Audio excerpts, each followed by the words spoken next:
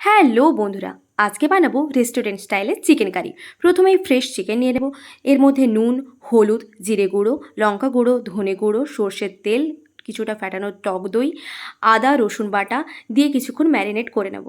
আধ ঘন্টা 1 ঘন্টা ম্যারিনেট করতে পারো, তুমি চাইলে ওভারনাইটও ম্যারিনেট করতে পারো।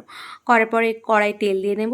কড়ার মধ্যে লবঙ্গ, দারচিনি, এলাচ, তেজপাতা, শুকনো লঙ্কা, জিরে ফোড়ন দিয়ে কিছুক্ষণ নাড়াচাড়ার পরে ভাজা পেঁয়াজ বাটা, আদা রসুন দিয়ে কিছুক্ষণ কষিয়ে নেব।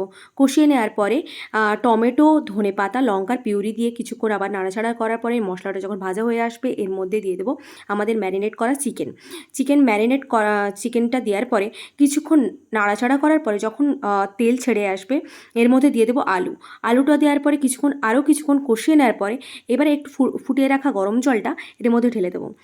তুমি চাইলে সোয়া সস আর টমেটো কেচাপ আর কস্তুরি মেথিও ইউজ করতে পারো, আমি কিন্তু ইউজ করেছি। কষিয়ে নেওয়ার পর 15 মিনিট ফুটতে দিতে হবে। এরপরে সিদ্ধ হয়ে গেলেই আমরা নামিয়ে নেব। আমাদের রেডি রেস্টুরেন্ট স্টাইলে চিকেন কারি। গরম গরম সার্ভ করুন, খুবই টেস্টি হয় খেতে। ট্রাই করে অবশ্যই জানাবেন কেমন লাগলো। Thanks for watching.